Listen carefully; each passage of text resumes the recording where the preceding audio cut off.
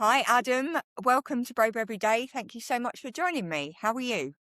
I'm very well, Louise. I'm very honoured to be invited onto the podcast, and I'm really looking forward to it. Thank you. I'm over the moon that you agreed to come on because I've been following you for a little while, and I think your story will resonate with a lot of people, and I think a lot of people will benefit from hearing your story. So I hmm don't know where you want to start from, but wherever you'd like to start from with your story. Okay, so for anybody listening, I suppose like where I'm at now, I'm an online sort of like mindset and lifestyle coach. I've been helping people from all over the world for the last 7 years improve their physical health, their mental health, and their emotional health. The reason I suppose that I got into coaching, if we were to sort of rewind back into my younger years, I'm very introverted by nature. I still am very introverted. I think I'm just a lot better at like masking that now, just faking confidence essentially. But I was very socially anxious whenever I was younger, whenever I was growing up. I always avoided like social situations. I didn't have a lot of friends and stuff growing up, and it was all through the choices that I was making. I was like a massive gamer. I just sort of locked myself away inside for weeks and months at a time. Whenever I went to college then when I was 16, the only thing that I was interested in at that point was computers because it was just gaming all my life, and I thought that that was the sort of route that I wanted to go down. But not that I fell in with a bad crowd at that point, but just where I'm from in my town in Armagh, Northern Ireland, the drinking culture over here is massive, and started drinking at a It very is. young age. Yeah, with people that I was hanging about with in like high school and stuff like that. And it started off obviously it was just fun and it was only happening once in a blue moon. But I realized that whenever I was drinking alcohol, I think subconsciously at this point that it was giving me this like fake confidence. And I was able to go out and I was able to communicate with more people. I was making more friends when I was going out at the weekends, which is things that I never would have done prior to obviously having alcohol in my system. So I sort of became reliant on it to go out at weekends. It went from like obviously doing it like once a month to maybe 2 weekend or 2 days a week, 3 days a week. And then I started taking drugs when I was 16.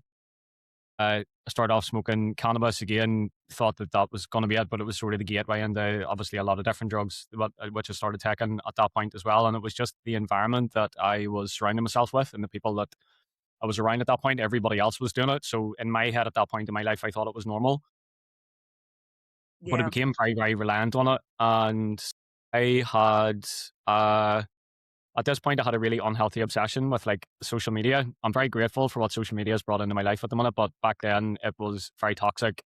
I was always comparing myself to other people that I'd seen online. I never felt like I was good enough. I was watching other people's lives and like, why am I not as far ahead as them? Why am I not as successful as them? Why do I not have as many friends as them? Why does my friends not invite me on nights out and things? And I was spending like 8, 9, 10 hours a day glued to my phone. So I've always had this like addictive personality, and it started off with gaming, and then it moved into like social media, and then it moved into alcohol, and then it moved into drugs. Essentially, I didn't realize it at this point, but I had like low energy levels all the time. I wasn't sleeping, and when I was sleeping like 17, 18 hours a day because I didn't see the point in being awake.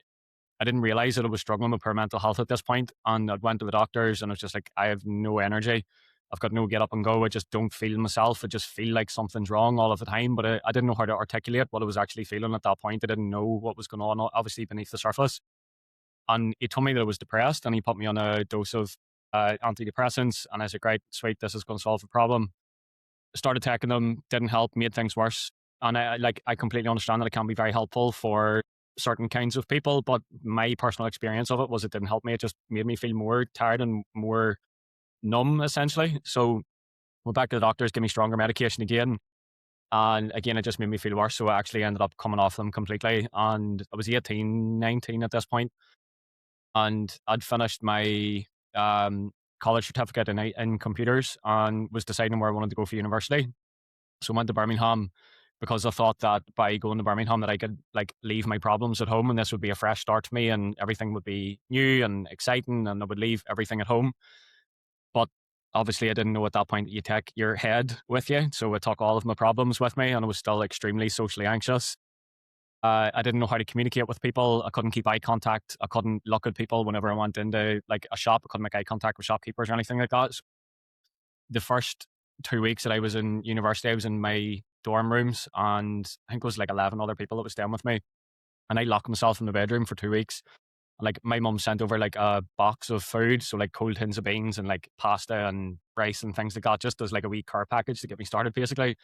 But I was that socially anxious at this point, and I had that little confidence in myself that I sat in my room for 2 weeks and I literally didn't leave the room. I didn't actually go to uni the first couple of weeks as well because my heart felt like it was about to explode. So I was sitting in my room eating cold beans with my fucking hands because I couldn't bring myself. Sorry, am I allowed to curse on this, by the way? It flows off my tongue naturally. Is that okay? Pardon? I cursed there. Is it okay to Yeah, curse on no, this? that's fine. I've got some questions, but I can say, Yeah, yeah, all good. yeah, Sorry, yeah, yeah, it's fine. it just comes out sometimes. I have to do over 18. Yeah, Yeah, yeah, I yeah. have to do over 18s on this because of the topics about, Aye, that makes sense. All so good. so you're fine. Yeah, perfect. So yeah, I was locked myself in a room, was eating cold tins of beans with my hands because I couldn't bring myself to go down to like meet the other students and stuff. And then eventually, obviously, I got to the point where I think my roommates were worried about me and they sort of knocked my door and they were asking me to come out with them and asking them to go for food, which obviously brought me out of my comfort zone a little bit. And then I ran out of money very quickly. I was looking for jobs around Birmingham that I could get extra cash just for like food and things. And I got a job in a nightclub doing promotion work. And this was obviously like standing on the streets and inviting people to come into the nightclub and trying to entice people to come to our club over other people's. But I couldn't even hold a conversation with anybody at this point. So my way of overcoming that was drinking. So I would drink a bottle of wine before I went to work because it would give me that Dutch courage or that fake sense of confidence where I could go out and I could speak to people. But then obviously like I was working 3, 4, 5, 6 nights a week. So the drinking went from one night a week to 6 nights a week over time. And then it went to drinking one bottle of wine before I went out to drinking another bottle while I was working and then going into the nightclub to 6 o'clock in the morning afterwards.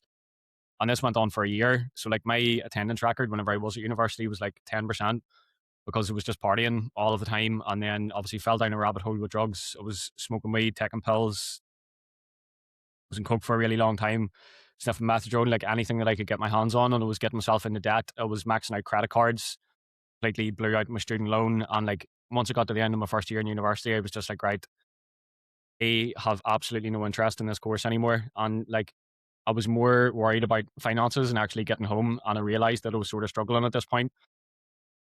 I actually finished my first year, but then come home and I decided that university wasn't for me because I knew that I was going down a pretty dark path, to be honest.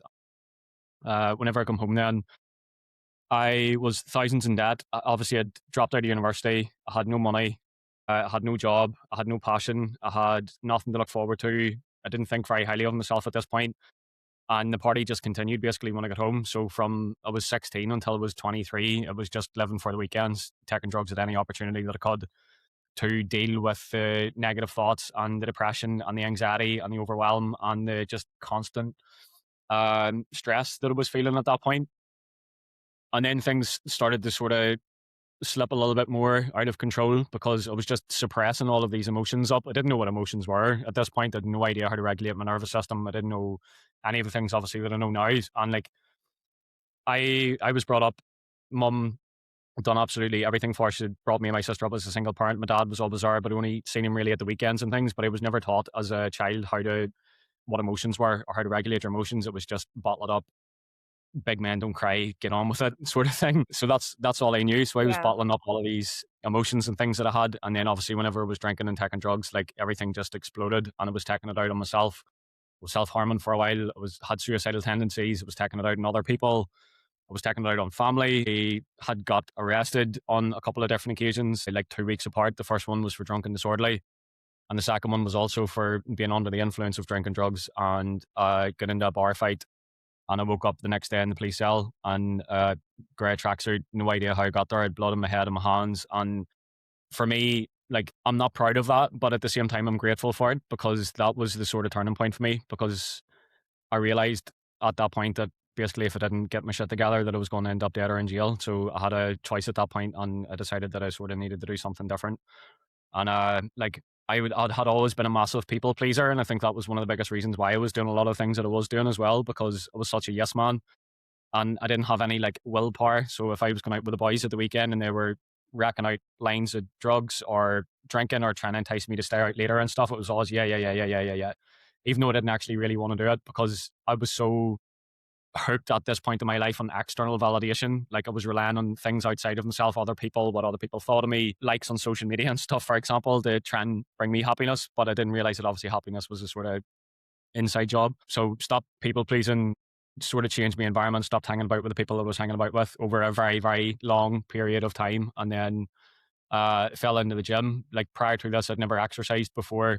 I always avoided like physical activity or physical education, it was called in my school, but like didn't do any team sports, was never into any kind of athletics or anything growing up. And it was just like the addiction to drinking drugs just swapped over to the addiction of exercising. I was still doing the things that I shouldn't have been doing while I was exercising. So it wasn't as if like overnight it just like, oh, I found the gym now, I'm going to stop doing all of this stuff. I was trying to better myself by going to the gym and exercising. But then at the weekends, it was just going on 3 day benders. And then it was just this cycle that went around for years. So it was trying really, really hard to change. But at the same time, it was just stuck in my old ways. And I could never seem to get out of my own way. And I was still really struggling mentally at this point. And then just over a long period of time, obviously realized the benefits of exercising for your physical and your mental health, the sense of achievement that it gives you, the sense of discipline, the progress that it made. It just gave me energy and helped me manage stress and anxiety, and it just became an outlet for me. And over a long period of time, then I started to realize that that was the sort of route that I wanted to go down because I didn't have any other like interests. I didn't have any other passions or anything that I ever wanted to do. I signed up to a personal training course and completely riddled with self doubt. Like I had no backing in myself. I had no belief that I was ever going to finish the course. And I remember going into the course in the first day and just hiding in the back of the room and seeing all of these other people coming in, these like athletes and big, massive quads, and these people coming in looking like Greek gods. And I was this wee skinny, insecure, unconfident lad just hiding in the back of the room. And I was like, there's no fucking way that I'm going to be able to do this. That was the first time that I'd ever set an actual goal for myself in my life. And I remember achieving it. And I remember coaching my first client. And I was like, holy shit, this is mad. Like it was the first time I'd ever felt proud of myself in any way, shape, or form. And I think that just sort of set a bit of a standard for myself. And it was like, right, well, if I can do this, like, what's next? And then obviously the next part after that was getting a job. Never thought that I was going to be able to get a job. Eventually got a job in a gym. Didn't think I was ever going to be able to coach clients. Eventually started coaching clients and working with people and developing communication skills and being able to actually talk to people, which was something that scared the life out of me at this point. And then my confidence just started growing and building over time, and started like pushing myself outside my comfort zone more in as many different areas as I sort of possibly could, because I realized that when I done that, instead of like avoiding discomfort, which is what I'd always done before, so like avoiding the discomfort of feeling low or having a negative thought or feeling anxious or feeling depressed, instead of dealing with it and doing the uncomfortable work, I would just avoid it by taking drugs and sleeping and drinking alcohol, because I didn't have to deal with it at that point, if that makes sense. Um, and then yeah, it's been smooth sailing pretty much from then. And this has brought me here today. Okay. Yeah. Right. Let me ask you. I need to ask you some questions about some of Mm. this. Would you say there was anything that happened in your younger life that maybe made you feel the way that you did? Do you know what I mean? Yeah, I don't think so. I was brought up in do you know what? Actually, I got probably bullied. I've never actually thought about that question before, to be fair, but I got bullied when I was in high school. I suppose that probably tied into like the people pleasing trait that I'd carried for a long time after that. So, like, when I was in primary school, I was like a skater boy and used to listen to like rock music, and I was like a grunger. People would have sort of labeled me as it. And I was something that I really enjoyed. And then whenever I went into high school, I got bullied for the first and the second year that I was there, because I was the skater boy and people used to give me shit walking down the corridors and push me and fucking sing songs at me and just give me grief. And then I actually changed like my entire personality because I wanted to try and fit in with these people instead of getting fucking picked on and bullied and stuff by them. I don't know if that was something that maybe tied into it, but like if I had to think of why it sort of started or why I got into that sort of mindset, I honestly think it was social media. Like, if I had to put my finger on it, I think that social media done a lot of damage to my mental health whenever I was younger, just spending a lot of time on screens, watching everybody else's life unfold instead of my own as well. And it was a very unhealthy obsession. And then, like, the addiction element carried over into like pornography at this point as well. So it was alcohol, drugs, porn, gambling to a certain extent, and then obviously social media. And I just had no sense of self esteem, no self trust, no self confidence at all, and things just Yeah, continued to. I get it, Adam. I was picked on at school for 6 years, and I didn't Mm, tell anybody, yeah, and yeah, that led on to me not looking after my in mm, early adulthood.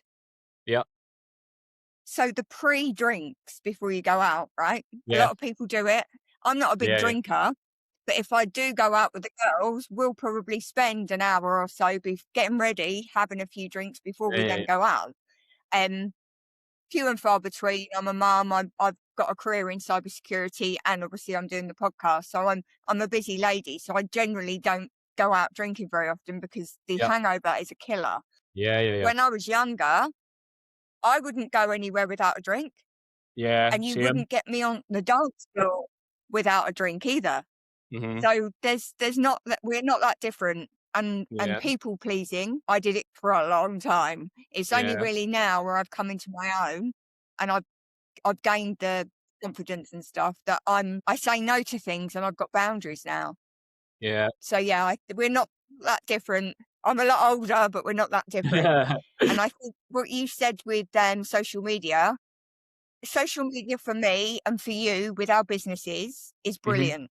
100%. However, for the younger generation, social media wasn't around when I was younger. I Yeah, had my first mobile phone at 17. yeah. You had to call and knock people's doors if you wanted to see them. Yeah, yeah, and the landline actually, an old-fashioned telephone actually Yeah, existed.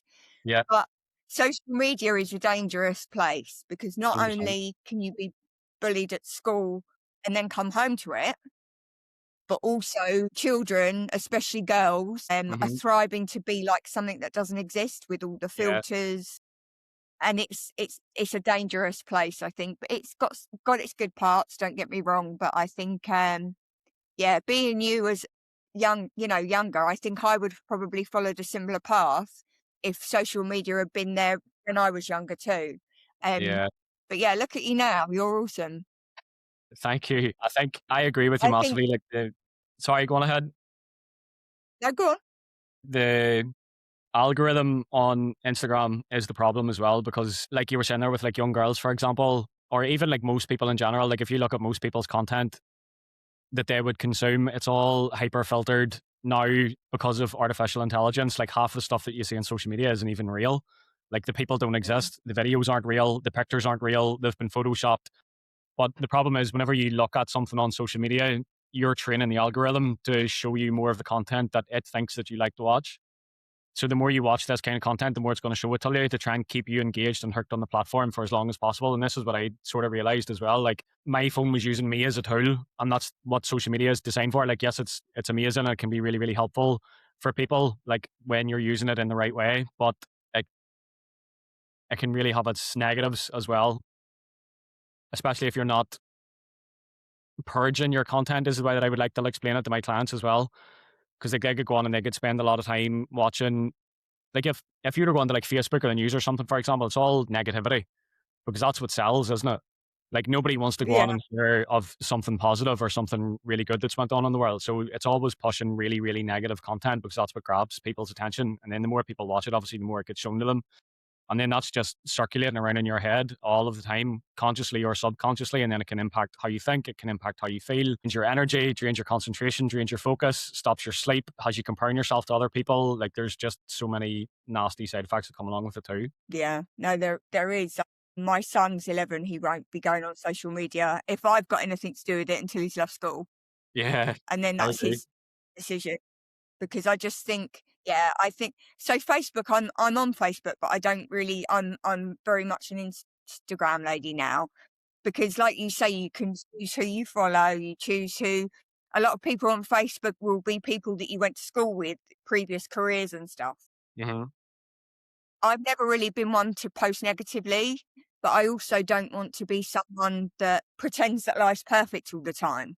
Yeah, So when I started doing Brave every day, I had to start saying, not that I was ever not telling the truth, but I would only sort of share stuff on Facebook about family holidays or something that my son had done at school that was good or our days out or whatever. Whereas now I'm focused on being brave every day. So now I have to kind of shine a light on things that have happened to me in the past Percent. and stuff, but it's not a sub story. It's all to help other people and for them to raise awareness. So everything I put out, I always try and put a positive spin because it didn't break me. It's kind of made me. And I Yeah, think some of the things on, like with you, with your story, the things that have happened, like you said about your rock bottom, which I was going to ask you, but you've already answered that one. I think sometimes we have to go through these things to become the best version of us in the long run.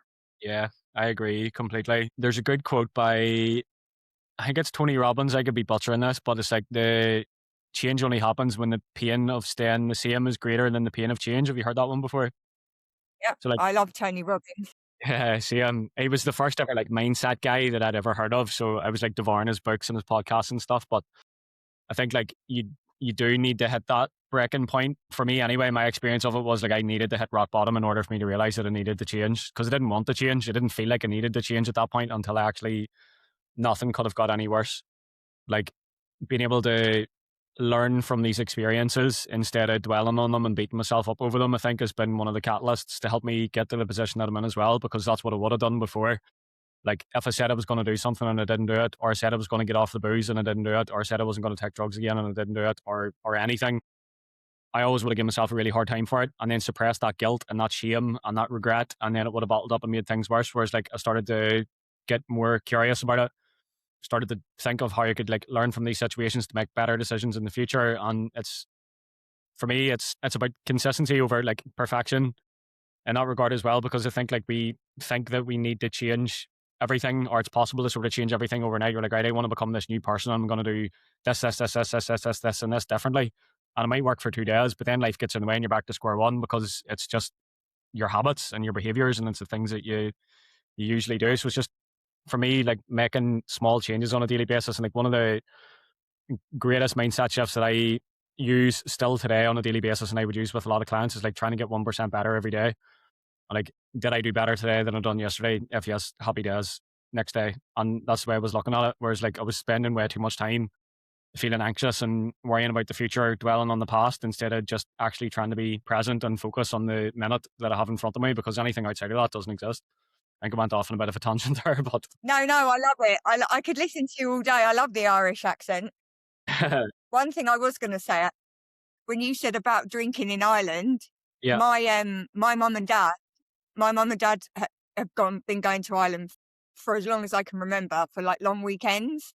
right. And my dad, I remember when I was working for British Airways many years ago, I didn't drive then. I was about 21. And Mm, my dad picked me up on the Monday. I was working a bank holiday Monday and he picked me up and he didn't speak to me the whole way home because he was so hungover from a 4-day bender. I think yeah. he was in Cork. Cork, Southern Ireland, But he was yeah, in. I think,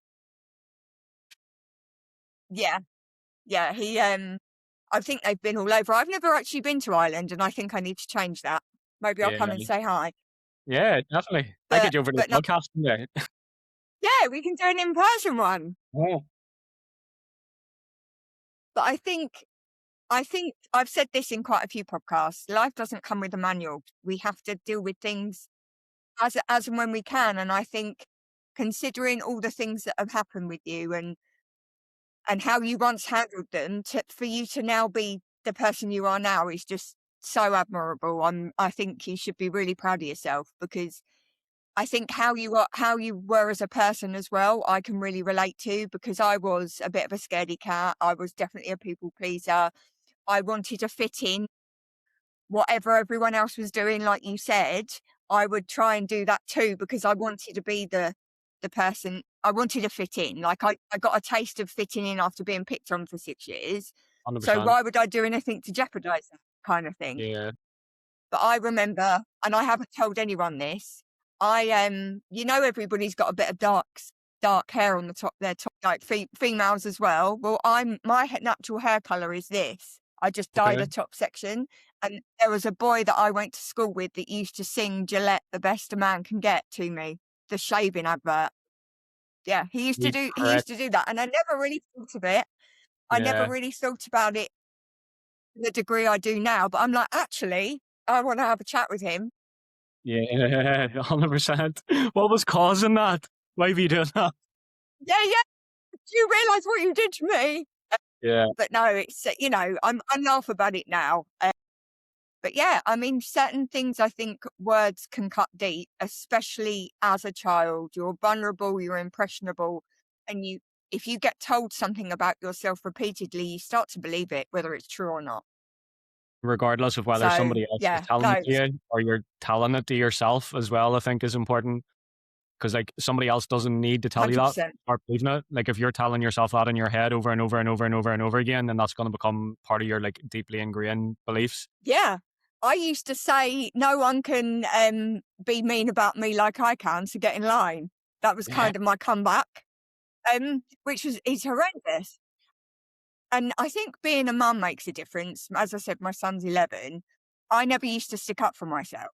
Whereas Mhm. now, oh, anyone goes near my son, then they're in trouble. I'm only a size 6, I'm only little, but you mess with my child and you're in trouble. 100%. He's But very lucky. thank you. No, he's the best. He's just completed his SATs actually. Unreal. Amazing. Um Yeah, just finished them. He did some mock ones not that long ago, and he passed all of them, so I'm not worried. But I did say to him, and I kind of wasn't sure if I should have said it or not, but he was getting really stressed about school and the pressure and stuff. And Mm. I blurted out, "Listen, school's not the be all and end all. You're going to be fine. Like, don't Yeah. worry about it." And then I thought, I need to backtrack a bit here. And I just said to him, do your best. That's all you can do. Just do your best. Because I remember I was there. I remember how I felt when I was at school and the pressure. I did okay at school, but only because a lot of it was coursework. Because as Mhm. soon as you sat me in that chair for an exam, it was like the information had been sucked out of my brain. It was Yeah. crazy. But because I did a lot of coursework and that went towards like my GCSE result and stuff, I did okay. But if it had just been exams alone, I don't know. Yeah, but I'm not doing anything I was planning on doing when I left school. Yeah. Same. I've got a really good career in cybersecurity now. So you just yeah, exactly. I think, and I've said this before, I think schools good for some reasons. I think socially, basic English, maths, that kind of stuff. Obviously, if you're going to be a scientist, then you need to do your science, and if you're going to be a maths teacher, you need to get to a certain level. But I think the school curriculum's very outdated. I think, like I did my brother's tax return the other day. Mhm. And my son was watching me Yeah. do it. He may well be self-employed. 100%. So he was like, "Mum, what are you up to?" So I showed him. I was showing him how to do it and how to add up all the CIS and all of that for my brother. And I will teach him all the things that school are lacking because He's gonna be a I very think smart boy, Louise. they teach you to be sheep. Pardon? Yeah, I Pardon? agree. He's going to be a very smart boy under your wing, educating him all this stuff at a very young age. I think that's what I needed. But I agree with you as well. I think like the sheep or that herd mentality is very apparent. And like, I think society as a whole, isn't it? It's like you go to school, go to college, go to university, get a house, get married, have kids. And it's just like everybody falls into what society sort of wants you to do as well. But like I would say 80% of the people that I know that has went to university is not even like college and things and stuff as well. Like they're not doing the things that they actually wanted to do initially whenever they had went to it. And there's so much other opportunities and stuff out there as well. And like leaving, being in school as well, like you're so impressionable as well, aren't you? It's like you could think whenever you're in like high school or college or something and you're being pushed down a certain route by like parents, for example, or teachers, and that may not be the thing that you want to do, but you end up being stuck in a position or a job role or an environment that you're not actually happy in. And then like you could be stuck there for years, like there's no way out of it. Yeah. Also on that, there's a lot of teachers that, or not just teachers, but like the curriculum and your pass level almost puts you into a box that, oh, if you only get this, you can only do that. Yeah, yeah, 100%. That's not the case. And I've said to my son, I've said, listen, you're going to be fine because you've got me as a mum. If you've got a passion and there's something you really want to do, because that's what I want. I want him to be passionate about something, and I want him to Yeah. do that because then Yeah. he won't feel like he's working. So we'll fight. We'll figure it out. We'll find a way. I've Yeah. definitely got something in me, and that's. For sure. Tell me about what you do. Tell me about your life now. What makes you happy? Uh, do you know what? It's the small things that make me happy on a daily basis now. I used to think that traveling the world, making a certain amount of money, having a certain amount of followers, having a certain car, having a certain amount of tattoos on my body. I used to think that all of these things would make me happy, and then I got all of these things, and I realized that it didn't make me any happier. Don't get me wrong, like traveling was an amazing experience, and it's something that I do enjoy, and obviously everybody loves going on holidays. But like even when I was traveling, there was still a part of me that sort of felt empty inside. Because again, I think it was that like I was working with a therapist at this point as well, and we were chatting about this for a long time, and I was so focused on things outside of himself to make me happy. But it's really the small things that make me happy now, like taking my dog out for a walk in the morning, like we were chatting about before coming on to the podcast. Or like after this, for example, I'll go down and I'll make a coffee and I'll take her ball out into the garden and I'll play with her for 5 minutes and just roll about in the grass. Like that is so much happiness for me. Spending time with my family. So whether it's having a conversation with my mum, I'm living at home at the minute because we're just back from traveling there in October. Me and my partner are saving for a mortgage, and it just makes sense to stay at home and close to family. My nephews are calling around every day at lunchtime, so I get to see them. I calling down to see my grandmother, like she's 96, she's in a nursing home and stuff now, and I love going down and catching up with her and I know some age, having a conversation, and then just training and helping people really as well. Like obviously my job is I do coaching for a living. It started off as personal training, but it's more like mindset and lifestyle coaching, helping people manage stress, giving them tools to get out of their own head essentially and manage things like anxiety and overwhelm, help them manage their time and their energy, help them sleep better, help them be more present at work and more present when they're at home with their kids and their family and things as well. And like that's something that I look forward to every day because I get up and I get to do something that I love and something that I'm passionate about, and seeing the impact obviously that can have on my clients' lives in a selfish way makes me feel really good about myself as well. But it's the wee things, listening to music, enjoying a nice coffee in the morning, having a conversation with my girlfriend, having breakfast. Like there was a therapist that I was working with a couple of years ago. He had said something to me one time and it's stuck in my head ever since. And it's like, appreciate the moment in front of you because someday it's going to be gone forever. And I think that like flipped the switch in my head because it was always in my head, just what if this, what if that. I was living in the future, dwelling on the past instead of just actually like being grateful right now that I'm sitting on this conversation and having a really enjoyable conversation with you. Like that makes me happy. So I'm just trying to find happiness in all of the small moments in the day, if that makes sense. What about you? 100. Yeah, 100%.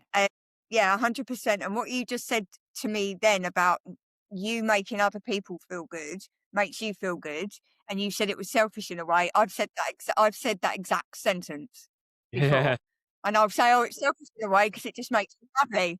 And 100%. whoever I'm talking to, and it's like, "It's not selfish. It's not selfish." But I think that what makes me happy is just, but yeah, family, friends.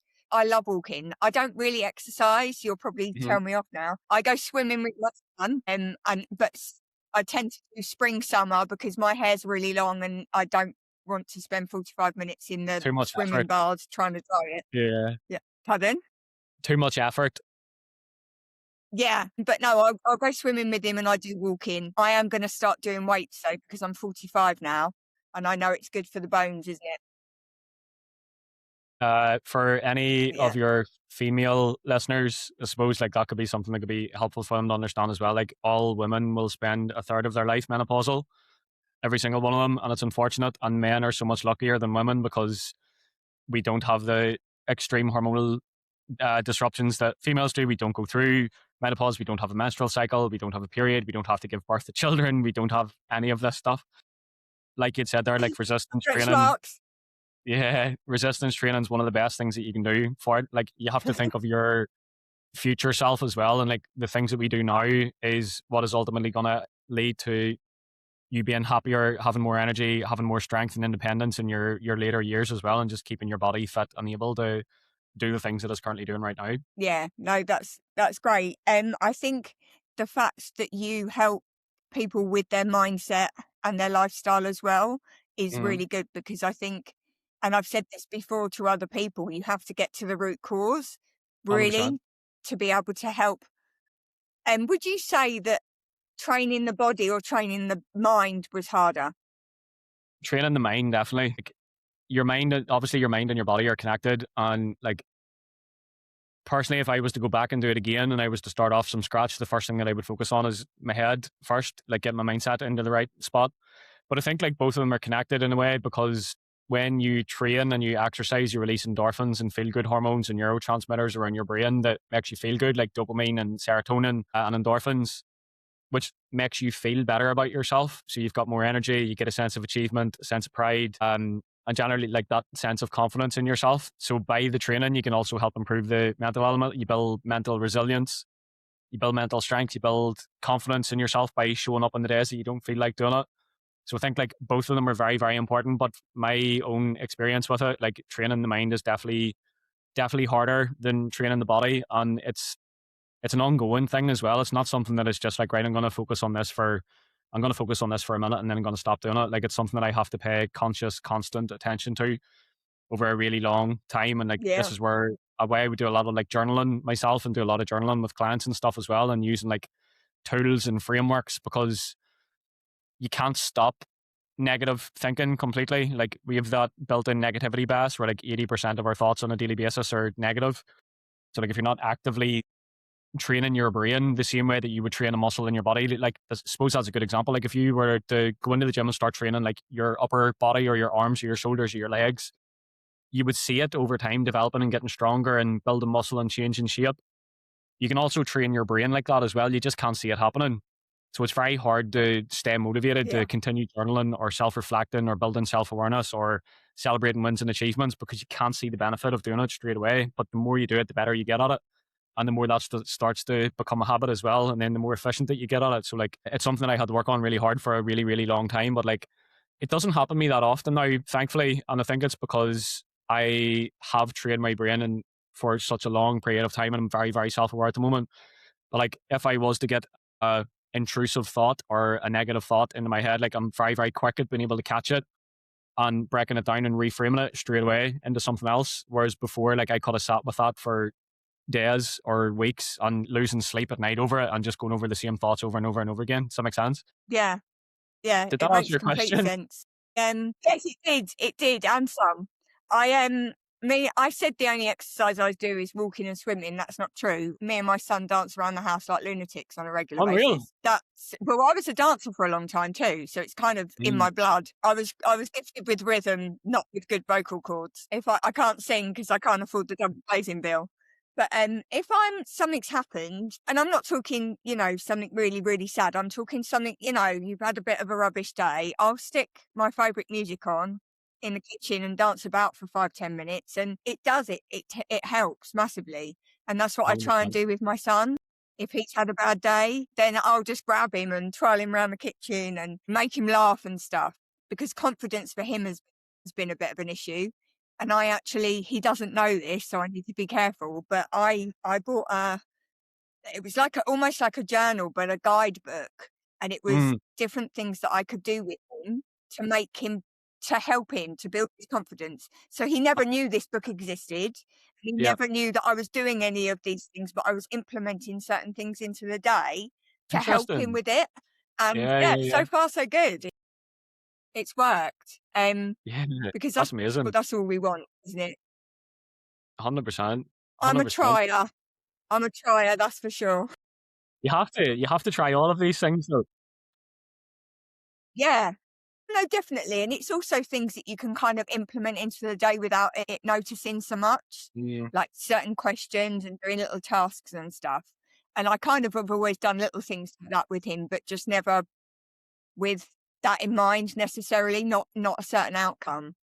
But I've got some questions for you if that's all right. Go ahead, yeah.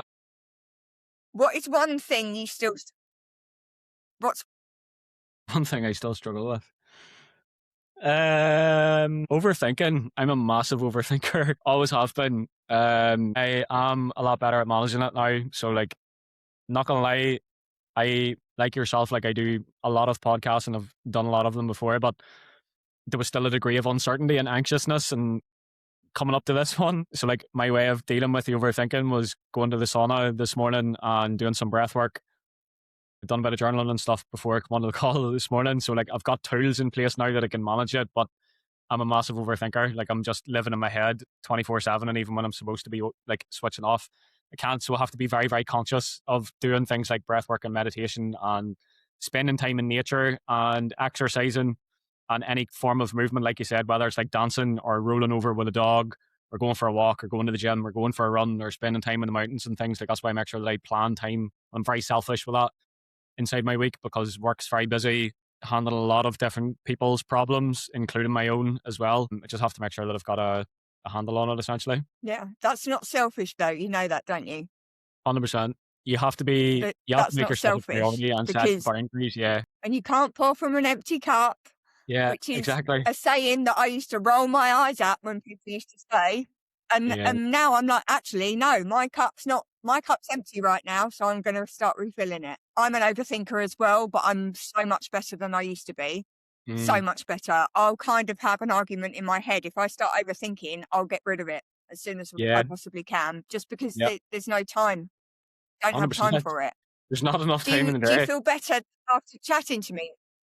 I do feel Yeah. better. I felt better immediately Do you after feel coming on better? to the yeah, I felt better immediately after coming on to the conversation. Oh, Do you know when you have something coming up and there's just that degree of uncertainty and a little bit of anxiousness and stuff coming up behind it? Like I still feel it with like most on things that I haven't done before. But obviously, like you make this big scenario with it in your head, don't you? And then whenever you actually get involved in it, it's nowhere near as bad as you make it out to be. yeah, and you might actually enjoy it too. Exactly. Okay, so, what is one habit that is an absolute game changer for you? So if someone was starting to better their health, what is one Yeah. thing that you would say just do for however long to start? Honestly, like if you're not doing anything, the lowest hanging fruit that I would recommend to absolutely everybody and anybody is to spend some amount of time outside or in nature on a daily basis. Like done is better than perfect. One step forward is better than standing still.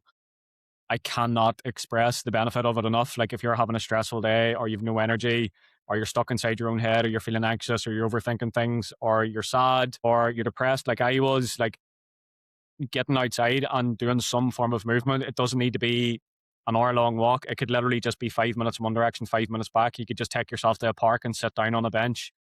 But just being outside and being in nature, being away from screens, trying to have some forward momentum, whether that's dancing, walking, jogging, whatever it is, but just getting outside of your own head, honestly, it's the biggest non-negotiable in my life on a daily basis. Like it doesn't matter whether it's raining, snowing, hailstorms, thunderstorms.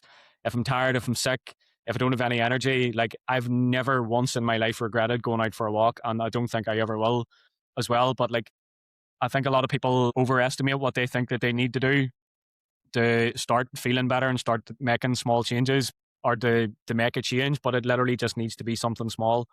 And like getting outside, moving your body a little bit more will improve your energy, reduce stress and anxiety. It reduces feelings of depression. It helps improve your mood. It helps improve your focus and your concentration. It gives you a sense of achievement. Like there's just so many benefits. It comes from something that takes such little time and such little effort. But yeah, that would. Yeah, I agree. That's perfect. What version of you are you most proud of? What version of me am I most proud of? I don't know how to answer that. Say this one. Yeah, that's it. I thought it was like a trick question. I'm very proud of myself now. Do you know what though? That it's something that I still feel a bit icky sometimes when I say that I'm proud of myself. I don't know why. Like obviously, there's just that psychological element. I think that part of my brain is still fighting against me. Again, like I still do have intrusive thoughts sometimes, like you're not good enough, or you're a failure, or you're not doing enough, or you're falling behind, or you should be further ahead than where you are right now. But like you had mentioned there as well, I'm just very good at catching it and just letting it go. I don't give it any time. I don't feed it. I don't give it any energy or attention because I don't have time for it. And life's too short. But I am very proud of the person that I've become. And like, if the version of myself 10 years ago was to see the position that I'm in now, having this conversation, helping the people the way that I do, done some of the achievements and things that I've done over the years, like never in a million years did I think that this would have been possible. So I'm very grateful and I'm very proud of where I've got to. Good. You should be. You should be very Thank proud of you. yourself. I say and one of the reasons sort of for Brave Every Day is because I've done a lot of things scared, but when I've done them, I've realised how strong, resilient, and proud I can be of myself. And 100%. like you, me saying I'm proud of myself to myself or even out loud was never a thing. Yeah, So yeah, you and I have got a lot more in common than you think. 100%, Louise. So I'm gonna message you once a week and say you feeling proud today. Thank you. We can be accountability partners. You're like, oh God, here she is again. What is one word your friends would use to describe you? Disciplined, probably, if I had to think of one. Disciplined. Disciplined. Okay, no, that's cool. That's cool. Again, it's not a test. Your answer is the right answer. Yeah. And what is the best piece of advice you've ever received? Best piece of advice I ever received. There's so many to pick from. Well, Best piece of advice just that I've pick the ever one that received, or sort of best comes piece to that mind. I could recommend to someone. Either, Either. either.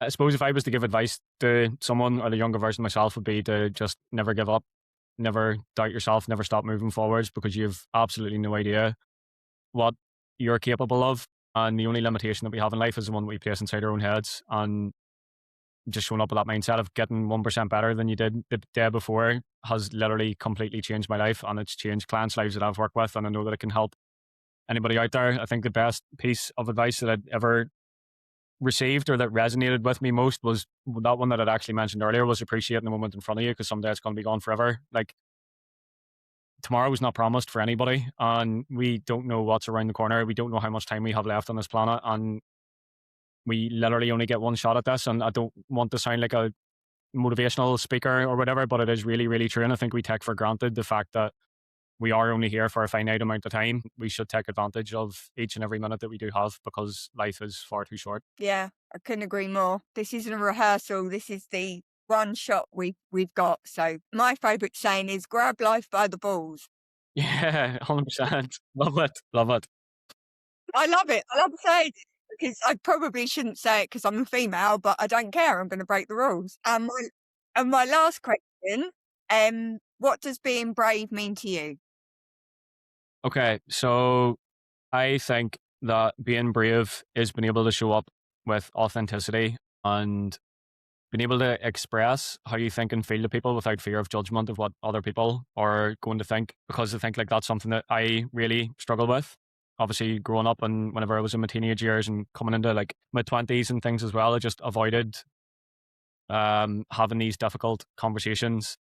Whereas now I'm in a position where I'm honored to be invited onto your podcast to share my story and my insecurities and the depression and the drugs and the addiction and the shame and all of that part of my life. Like, I'm very grateful for it, because it's put me into a position now where I can hopefully share my story to inspire one other person that it's possible that you can change as well. But for me, like, the bravery element of that came from actually taking that first step and having that first conversation and talking to people and expressing how I felt instead of bottling everything up inside. And that made me realize as well that there was people around me who loved me, there was people around me who cared, there was people around me who wanted to support me, whereas in my head I didn't believe it at that point. So I think that would be the first step for me. Yeah, no, that's brilliant. I think one thing I know people are going to take huge inspiration from this podcast and your story, but I think one thing that people seem to forget is there's no such thing as perfect. Mm, Nobody is perfect. And if they say they are, then they're deluded. We just have to 100%. do the best and be the competition element and comparing yourself to others will just make you miserable. And I think just strive to be better the version of you every day. And you're walking, talking that. I think no wonder you've got such a large following. No wonder you've got so many great clients because you're a genuinely lovely man. Thank you, Louise. You've made my head feel like it's about to explode this morning. I'm very grateful for that. Thank you. Squeeze you through, squeeze your head through the door. But no, thank you so much. I really do appreciate you coming on. I really, really do. And I think it's probably worth us maybe doing another podcast in like a year or so, um, to see where you are, then as well, if you'd be up for it.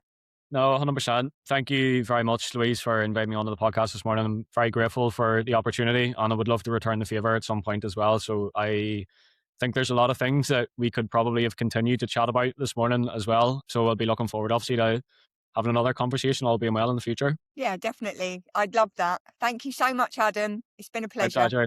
Thank you. Take care.